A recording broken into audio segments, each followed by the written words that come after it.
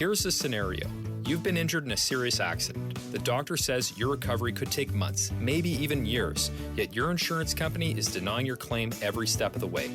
If something like this happens to you, call me, Brian Goldfinger of Goldfinger Personal Injury Law. We have offices in Toronto, London, Peterborough, and now Kitchener-Waterloo. Visit goldfingerlaw.com and get us working for you. Get Goldfinger today. You know what I want?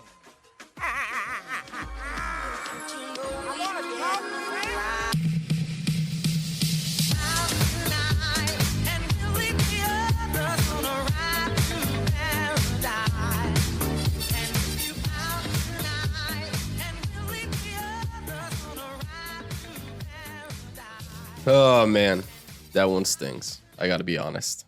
110-109, the Raptors lose to the Denver Nuggets with Nikola Jokic there to influence defensive plays, offensive plays, and just completely bend the Raptors defense into all sorts of shapes that were not advantageous for them. And yeah, man, a layup attempt at the end that he was able to block. And, you know, the Raptors, I think they did a pretty good job trying to handle Jokic as best they could. As good as any team really can when they don't have a single player that can defend him in isolation. You can never, ever, not even for a second, get away with defending Jokic in single coverage. And the Raptors, well, below the break, right? Because Raptors, they would put one of Scottie, typically OG, but Scottie filling in the other situations to guard and try and deny some passes to Jokic above the break. And that worked, I would say, fairly well. But once he gets below the break, they were fronting and shading and just trying to make it really hard to get those post-entry passes in. But when they did, Jokic is just way too good at picking apart a defense. His shot making is so high quality, like 10 for 16 in this game. He didn't hit any threes, but when he's getting doubled and he's just one dribble, you know, take a step to the right, make a push shot or a hook shot, or if they really bring a lot of defensive attention, make the pass to a guy cutting to the bucket or wide open to the corner. And in a game where guys like Jeff Green score 19 points, and while nobody off the bench had double digits, they did combine for 29. And everybody in the starting lineup had double digits, including, as I said, 19 from Jeff Green, 28 from Jokic. The Raptors were able to make the Nuggets disperse their offense, but it's still a lot of it came from Jokic as a passer. I mean, he did have 6 assists, but this is a lot of times like these hockey assist situations where he finds the original guy. The Raptors obviously rotate over and they leave a guy open. That guy's found. Shots are made. It wasn't like an insane night from 3 or anything, but 14 makes on, 38% shooting is meaningful. The Raptors did lose the 3-point battle in this game, which makes sense when OG and Gary Trent Jr. combine for 2 for 10. That's not really a winning formula for them. But, it was the minutes where Jokic was on the bench that the Raptors, that's where they lost the game. They gave up a 12-0 run, I believe, in the fourth quarter with Jokic on the bench. They lose that quarter ultimately by 4 points. And you can't really have that happen because Jokic is the hub of everything that they do. He's obviously an MVP level player, having won one in the past and just having an incredible year this year. And the Raptors also, it was unfortunate that run of the game because Fred had tweaked his ankle, was sitting out and getting it taped up and getting ready to come back in. And the Nuggets started running a zone where a lot of the shots ended up going to guys like OG or Scottie. And for that moment in time, shots were not falling. And that's a tough pill to swallow because so much of this game was flawless as far as how they were attacking man-on-man defense. And especially with Pascal and Fred, they both had really, really great performances. And at the end of it all, you lose this game. And it's because you just weren't sharp during a span of the game where you absolutely should have been better. It might not feel like it when you're not flashing to the middle with all your energy, when you're just kind of in a malaise playing against a zone defense and you get a shot that you're just okay with, but not a shot that's really good, not a shot that's dependable. And then those possessions they stack on top of each other. And on the other side of things, guys like Austin Rivers are shaking loose to get to the rim. Guys like Bones Highland are hitting triples, right? And Bones is a good shooter. He was really exciting coming out of the draft. He's a good player next to Jokic for sure, but you just can't let that happen, especially, when you have better players on the floor and the Raptors are playing guys, like OG in the middle as a zone buster, and guys like Scotty Barnes and Banton in particular, I think, are hanging onto the ball a little bit too much, are looking off the zone buster sometimes to try and swing it wide, and it's just seconds off the clock. And most importantly, just the ball didn't reach Siakam enough. And I think that's a little bit disappointing because on the one hand, Siakam was just incredible tonight on 73% from the floor, by the way. 35 points, 10 boards, 7 assists. Just incredible. Only 2 turnovers. He was awesome. Pascal has been not like all NBA level lately. This is a month of basketball, close to a month and a half of just full stop. If you play like this for a full season, you're getting MVP votes. And like maybe even somebody's going to throw you like a top 3, top 5 vote. That's how good he's been. And he was that tonight. And defensively, I thought he was really great too. But when he brings the ball up against a zone, he's going to have to pass it because he's not going to just take the ball up and then he's relying on the other guys and he's not as valuable off ball. But he got looked off in these zone looks. And I thought that was a little bit odd, but it's not a super big deal because, the Raptors have had trouble against zone before when Pascal was involved.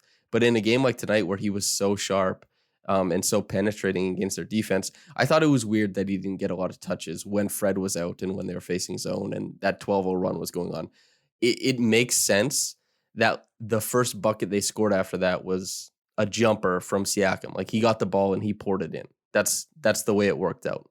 But yeah, that's the story of the game as far as from the losing perspective, right? Is that 12-0 run with Jokic on the bench is the reason why they lost. That little burst of zone that they couldn't score against and the dribble penetration they gave up that they should have been able to contain. And even the DeMarcus Cousins minutes that worked way too well that, like down the stretch there, it didn't work over the full game, but down the stretch, that's just something you can't stomach because Jokic plays 35 minutes. He's a +3. That means you have 13 minutes without Jokic on the floor. You just have to win those by a lot.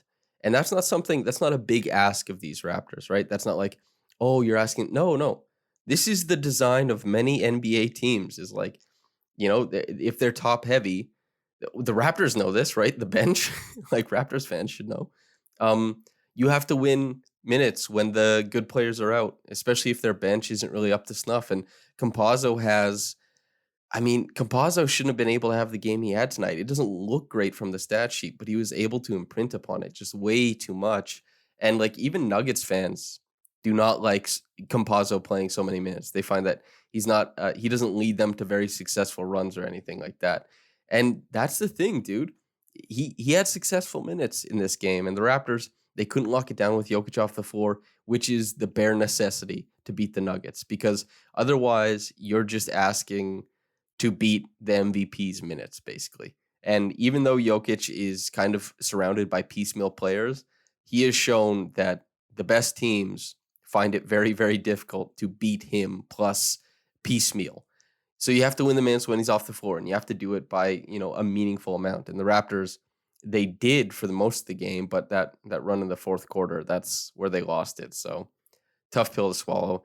On the whole, though, the aggregate, I thought a lot of really, really positive stuff happened in this game. It's so disappointing that they lost because they played some of the most beautiful basketball they have all year. The ball is pinging around. Guys are moving without it. I mean, even Kem Birch came in, and that's the thing about this Raptors big, like the bench bigs and Birch, Boucher, Achua. Birch is the exact type of defender on the Raptors roster who would be the best equipped to guard Jokic because he is the most, I guess, efficient mover on the back line. Precious Achua is the best defender of Birch, Boucher, and himself, but he's also not somebody who's very, very crisp as far as what motions he makes. He's just immensely talented, and that's great. But the thing is, like, Jokic will make you pay for routine efficiency. Jokic will make you pay for overplaying, and Birch was really good at kind of providing the first level of defense without being mistake-free. Now, that doesn't mean he won't get overpowered. That doesn't mean Jokic won't bring on extra attention. It just means there were some plays that Birch was able to make. So that was great. Birch was awesome on that end relative to what we expect of him. And offensively, like a couple push shots. He had 4 assists because he made a lot of great plays from the short roll, as did OG. I thought the Raptors looked the best they have in the short roll in some time. Even Siakam got a couple possessions on the roll. And I guess he's at 1.44 points per possession as a roll man this year, which is just fantastic. And mostly this was offensively, I think this is Pascal, obviously, Fred, obviously. But Scotty Barnes also did a great job of plugging into the weak points on the Nuggets defense and finding room for his own looks. And I thought Scotty was really, really good offensively, just plugging in that way. So that was nice to see. But the Raptors largely, they were winning this game on the back of Pascal and Fred, finishing combined for 60 points, those two, and 12 assists and 15 rebounds. And really, like 9 made threes together. It's 23 made shots on 36 field goal attempts. They were awesome. It's just too many of these possessions ended up in the hands of, unfortunately, OG, who shot 4 for 16 in this game. And I thought the process of what he was doing was pretty good. It's just he wasn't able to finish a lot of stuff that he usually does in this. So as far as what he's deciding to do, I like the decision making.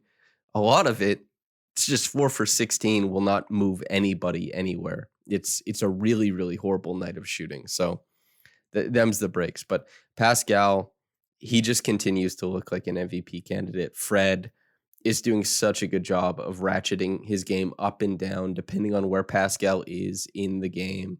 Whether Pascal is just completely tearing apart these defenses and Fred realizes, okay, I'm going to relocate. I'm going to play off ball. But man, when Pascal is kind of taking a breather or playing off of it a little bit, Fred has been able to just plug in with pick and roll offense and pushing and like dribble handoffs and stuff like that. He's been so good. But yeah, the Raptors, the Nuggets are a good team, and you have to be able to get a little bit more from some guys. And especially that 12-1 run, you just can't let that happen. It was too bad, but the Raptors, they played a really nice game for a lot of minutes. It was just that Jokic-less run that they gave up that it's almost impossible because Jokic just rises the floor of whoever he's on the foot. Like Jokic just wins minutes the same way Fred VanVleet does, and the same way that the Raptors, when they win minutes where Fred isn't on the floor, it's like, damn, they're almost unstoppable. Not in this game, but on the aggregate, right? And yeah, it's tough to swallow.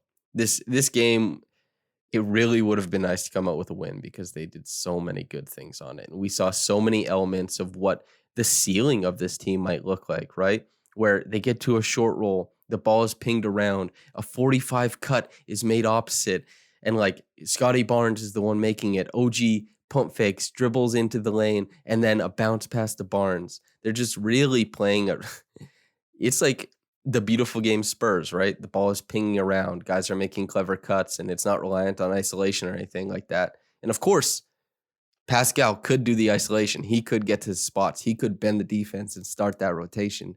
Yeah. But it just wasn't as clunky as the Raptors offense can be at times. It was really aesthetically pleasing ball, and they didn't end up winning this one. It's just too bad. Really, it's left me sour. I do not like that they lost that game. Reggie Evans Award, Pascal Siakam. I thought, well, Fred actually, I would say Fred had the best defensive game of anybody who was out there doing it.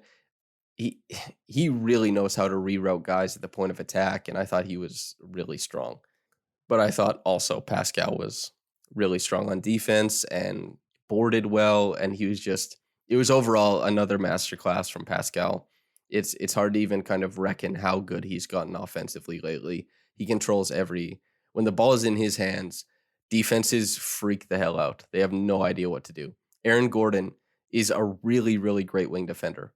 He had no idea how to contain Siakam. And so we're seeing a run that some of the best wing defenders in the NBA just have nothing to give Siakam. He is beyond their depth as far as defense. So yeah, Reggie Evans Award goes to him. Top quick reaction comment is from Clipse. Quote, This loss is on Thad. We had an 8-game win streak before he showed up. Brought nothing to the game tonight. Disappointing performance, end quote. Yeah.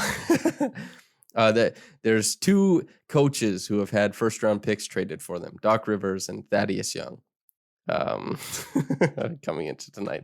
But yeah, there was comments before the game from Thad and from the coaching staff that they want to bring him up to speed and all that kind of stuff and maybe take their time before they mess with the rotation. Obviously valuing the 8-game win streak that they had coming into this game, I suppose. And would Thad have saved them from that 12-0 or 12-1 run?